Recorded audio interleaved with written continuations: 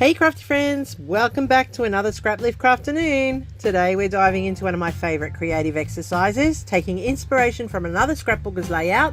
Here we are, Jennifer Kane's, and giving it our own personal twist. Whether you call it scraplifting, reimagining or remixing, it's all about learning from others, sparking new ideas and putting your own creative stamp on that design. I'll show you step by step how I'm going to take this layout that this has inspired all of our crew today, and what I loved about it, how I adapted it to my style, and the little tweaks that make it uniquely mine. You'll see how easy it is using these beautiful papers here for the layout, to see how easy it is to go from inspiration to creation without overthinking that process. So grab your papers, your favorite adhesives, and let's start spending a relaxing crafternoon together, turning another crafter's brilliance into something all our own. So I am fussy cutting around the butterflies that are in this paper here, and it is a uniquely creative range, and it's called, let me see what it's called. It's called Color Crush. Sorry, I forgot. I had to go and check it out. It's called Color Crush. And I just thought, as soon as I saw the pie design, how perfect this range would be and how I could extend that beautiful mixed media background that is already created in the range. So what I'm doing here is I've taken half the circle and I'm cutting out the pie segments, as you can see. And I am then going to distress those sections. Now at first I thought I'm only going to do the 4, but then upon looking at the original again, I realized I need to add some more. So I'm just going to fussy cut these last 2. I'm going to take the purple here and the pink from the top, and these are going to become part of the layout as well. So Jennifer has created hers with the black cardstock at the back. She did use a smaller sized, I think it's 8.5 by 11, but I'm using a full 12 by 12. So I'm just going to scuff up the edges of each of these pie pieces from that original piece of paper, and that will help to define the edges. Now you can see I'm playing here with the butterflies to make sure that I've cut them enough so that they can slide in underneath. Now there is a reason I'm doing that, and you will see it as we progress further through the layout. How about you? What do you do? Do you like to copy when you scrap lift exactly, or do you just take pieces of the layout that really intrigued you and took your fancy?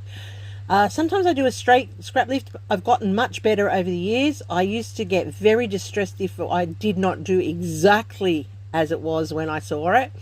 Now I realize scrap lifting is about the elements that worked for you in the design that you saw and making them your own, and I'm giving myself permission now to be a little bit more freer in that area, and that has freed up my creativity a whole lot since I've done that.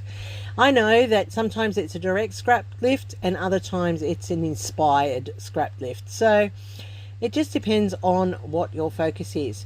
So off screen I inked up the edges with the matching inks so that they had that definition against that background, as you can see. And the reason I did those butterflies is because I wanted to put these branding strips in for the line that Jennifer has on her layout down the left hand side as a landing point for the photo. And it sort of is a bit of a divider on Jennifer's, but I'm making mine as part of the feature of the layout. And I've got 3 of the colors that are from the pie chart or from that soft pastel rainbow. Now that I've done that, I'm going to add in my pie pieces, and these ones I'm taking to the inside of the circle. The purple and the pink I drag to the outside of the circle. The orange and the blue I'm putting into the circle here, as you can see, and then the green is going to go to the inside and the yellow is going to drag to the outside. So I'm just staggering how they fit on the page, and I did go around the edges with the flowers to keep them as part of the design. This photo here is of my middle daughter when we went to Barrel for the flower festival. she doesn't do people well, so by this time this photo was taken, she was over it. She had had enough of the day. She wanted to move on and go and do her thing. but she was a good trooper and persevered and stayed with us throughout that whole process. I am now using those fussy cut flowers that I did from that sheet I showed you at the very beginning, and I did fussy cut a whole lot of the floral arrangements thinking that I was going to use the sprays, but in the end I've only used the individuals. So I'm just checking for an individual here on the yellow, because I just want to add that in at that top yellow panel there. So I'm going to fussy cut this one pretty quickly for you and add it there. And I just realized I could add that light blue one over to the top left, and that would give it a bit of a dimension to it and some texture. So I'm just quickly adding that one there just to build that circle and continue the pattern through.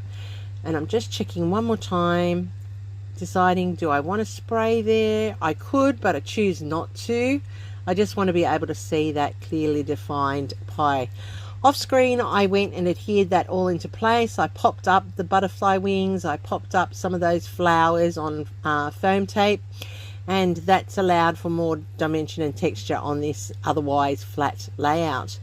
Now I've gone through the ephemera pack and I found the title Live Out Loud, which is perfect, and I'm putting a ticket to the top where Jennifer had a tab. So I'm trying to keep the key elements the same as Jennifer's, but I'm choosing and making it mine.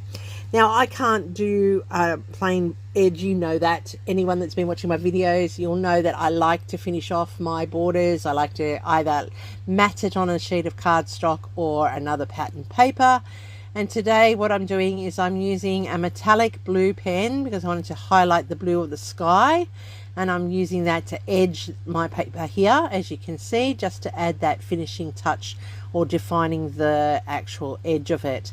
And the metallic blue works beautifully here. It doesn't overpower, it just highlights the edge of the page and blends in with that color wheel. I'm also going to add in some faux stitching here, so I'm extending the sectors of the pie and I'm just dragging them to the external part of the pie chart so that it drags your eye to the outer edge of the layout. And that's just something that I'm adding in, and I like that effect. Jennifer does have a arrow down at the bottom of hers. I'm not putting an arrow in. That's just my personal choice. I don't have a need for it to be there. And yeah, I just didn't need to add that to my layout. So I'm putting in more faux stitching across the middle of that panel I set up for the landing point for the photo. And then I'm also going to outline those bigger strips, giving it a clear defined line to show that it is part of the layout, but it also helps to make those sectors pop just a little bit more. I'm going to draw in here with my black pen some corners on the layout. This is just another little finishing touch I like to do when I've got a plain background. I find it's all in the details. It's all that little bit of extra that makes a layout go from flat to pop, and that's just my personal experience. It's what I like.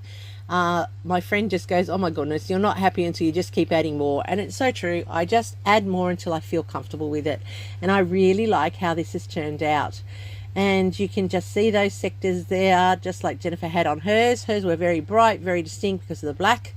Mine are more of a soft pastel. I'm adding in the date there, and for some reason the 1 didn't turn out, so I'm going to have to re-stamp it a little bit. So I'm covering up that part and just adding the 1 in, and now that's the date. I know the date because it was my birthday. We were out on my birthday wish, and that's how I know the date for this layout. I'm going to add some black splatters, and the reason I'm adding the black splatters is to pick up the black stitching, to pick up the black in the photo, and also to pick up that black border a little bit. And I just add that in subtly, and you can see how this has come together. And look at that, it's just a very pretty layout, very different from Jennifer's in the fact that hers was masculine and this one's feminine, but the key factors of that pie sector are still there, and also that landing strip for the single photo is still there. And I love how this turned out. So if you like what I've done, give me a thumbs up, everybody. Don't forget to check out the full playlist link below. If everyone's playing, there's 10 of us today, and you are going to see some great interpretations. Thanks Tara for coordinating this top. That's a wrap everybody. Here's my next video for you, and I'll see you next week when we Scraplift Crafternoon once again. Stay creative, friends.